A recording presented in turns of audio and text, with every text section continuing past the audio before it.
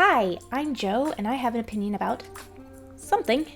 The Animaniacs Reboot. I think the Animaniacs Reboot is not the worst thing that happened in 2020.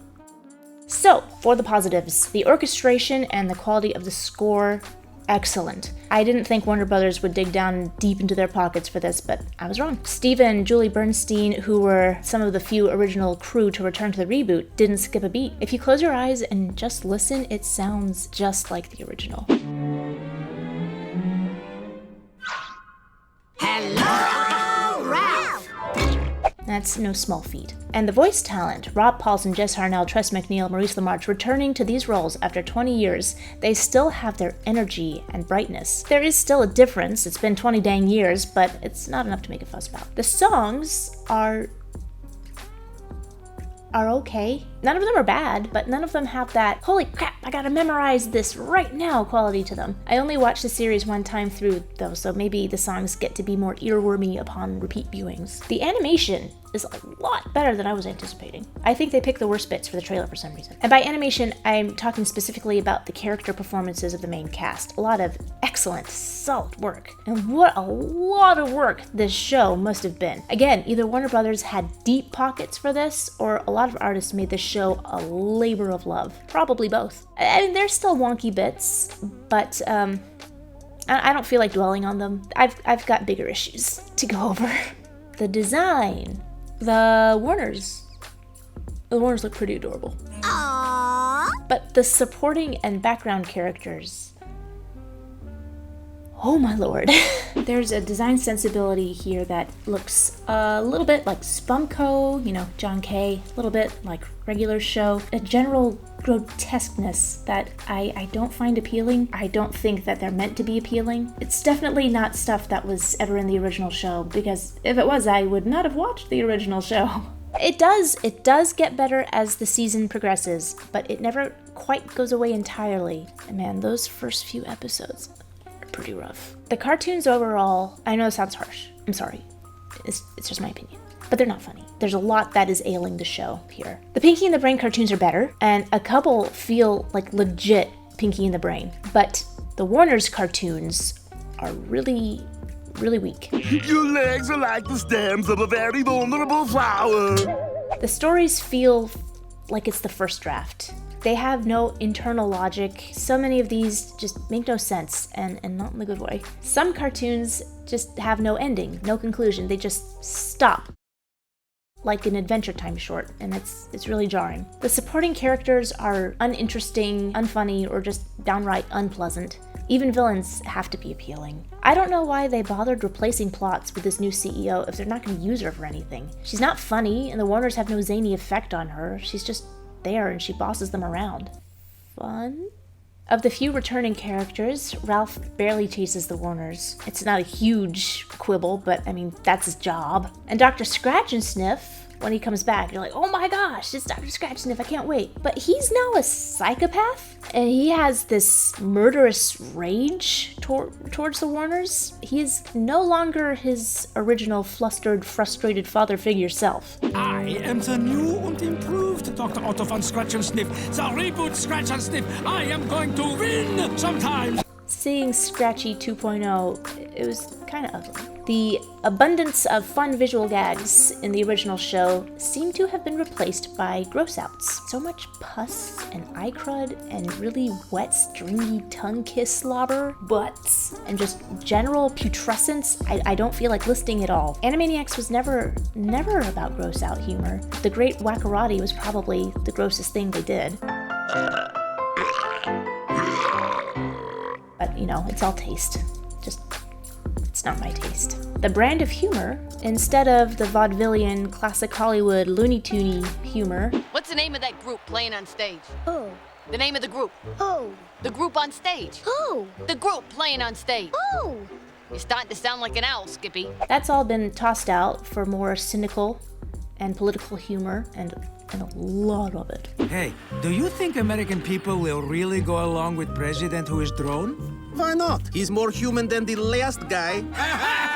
There's Family Guy style joke deconstruction, like talking about a joke before they make the joke, and then making the joke, and then talking about the joke after they make the joke. A lot of, hey, I recognize that, that's a thing, kind of humor. There's a lot of hanging lanterns on how bad the writing is. What's my name in this sketch? The Great Yakini? Something like that, whatever. A word of caution, if you are pretty regularly saying how bad the writing is on your own show, eventually the audience will believe you. The original show had really punchy banter. Jokes were laterally leading to more jokes, stacked upon more jokes. That's how they drove their special friends up the wall. This updated, more modern comic sensibility just feels out of place. And there is so much self-referencing. New reboot, new us! It does feel like we've been doing a lot of the heavy lifting in this reboot. Reboot! Yeah, but when we sell out, we know we're selling out, so it's cool. Animaniacs made meta references before, but now it seems like entire plots are based on that. At a certain point, the show felt more meta than actual show. But the biggest problem I have with it is that the Warners just aren't themselves. They have little of their childlike innocence, which was clearly always a pretense, but it was adorable nonetheless. And their individual personalities are different. Yakko doesn't seem to have that eyebrow-waggling Groucho Marx swagger anymore. Dot is no longer the cute one. They even changed her line in the main title. Dot has wit and Yakko yaks. She doesn't use charm and sweetness as her weapons of choice, and she seems to be encroaching on Yakko's role as the witty leader of the trio. And Wakko just generally seems really underserved. He doesn't have much to do. Hey, I'm the eatin' stuff guy. And also, there's just a lot more acrimony among them. I mean, they had their differences in the original show, but there's just some stuff that really takes me out of it. In the first episode, Dot just whacks her brothers with a mallet for being mildly annoyed by them. Yakko just slaps Wakko for literally no reason, just psh. Wakko and Dot, they shoot Yakko repeatedly with stun guns because he was making puns. And Dot seemingly is relishing shooting her brother over and over and over. Even Pinky and the Brain, who fare much better in this reboot, can sometimes feel out of character. Pinky's too self-aware at times, which makes the Laurel and Hardy dynamic feel like abuse. And in fact, they pretty much call it abuse. Our codependent relationship isn't based on a shared desire to conquer the world, but rather my enabling of your systematic emotional and physical abuse. And it makes you feel like a jerk for having laughed at Pinky and the Brain cartoons all this time. Yay. And Pinky has also made several very adult jokes about sexual subjects, and it just feels weird. Okay, Brain, I'll do it. But only if it's tasteful and makes sense for my character. Brain is way too dark. There's a cartoon where he genetically altered a mouse to be his wife. Then he controlled her brain to the point where her head was on fire and she's screeching around in agony. That was not even a little bit funny. The strongest cartoons for the Warners, I think, were the shorter ones, the ones that came at the end of the episode, where it was mostly just quick shots of talking heads, where the patter was very 1940 screwball comedy quick, like the Tucker Carlson parody, where they kept going, "That's the issue." That one had some really funny timing, really funny lines. But again, there's an over-reliance on tired political humor, self-referencing, and even though I liked a lot of the lines and jokes, these lines were pretty much interchangeable between the Warners. Any cartoon characters could have been delivering those lines. It didn't have to be the Warners. Hello, female medical professional. That would be a minor complaint that I wouldn't even make if the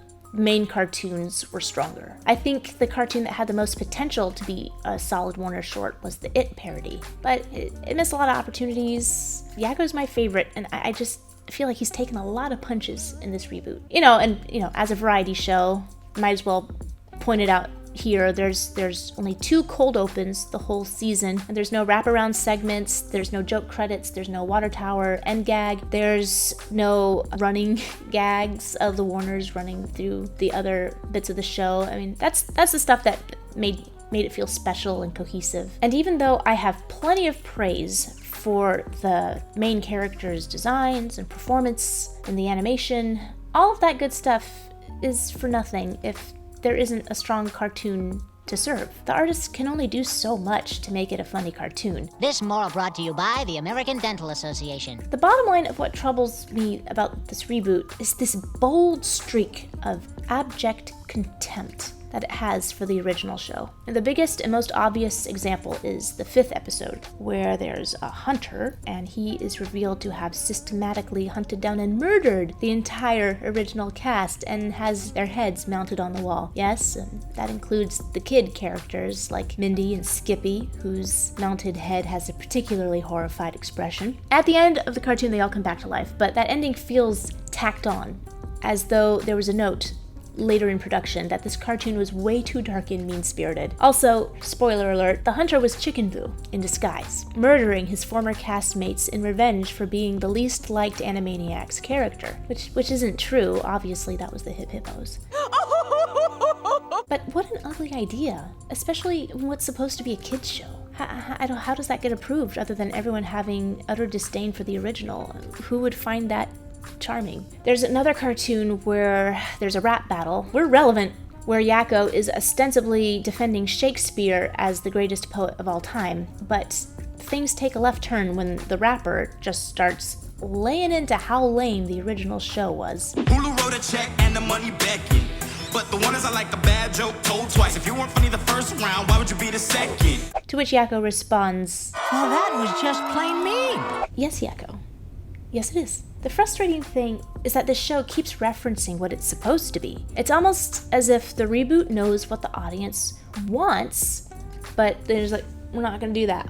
You compare this attitude with the recent episode of Teen Titans Go, which guest starred Freakazoid. I love Freakazoid. And you can see that it is possible to breathe new life into these really unique properties if you handle it with care and respect. I mean, that cartoon was legitimately funny, it was lovingly produced, it was well thought out, and it gave fans just about everything they could have asked for. Wow, Cosgrove, where'd you learn so much about donuts? From an old woman. Her name was Gladys. And I don't even like Teen Titans Go. That was a good cartoon, check it out. The original lore of the show is that the Warners are 1930s cartoon characters, bringing their zany sensibilities to modern times, history, beyond. In the reboot, there's no mention of that. The Warners have been rebranded as 90s cartoon characters. The show was made in the 90s, yes, but it in no way typifies what a 90s cartoon is. The show is meant to be timeless. The reboot wants to be relevant. If you sacrifice timelessness for relevancy, you're gonna wind up being neither. If you like Family Guy, Rick and Morty, Spumco stuff, you might dig the Animaniacs reboot, but I never liked that stuff. I like Animaniacs. But I know the show is not made for me.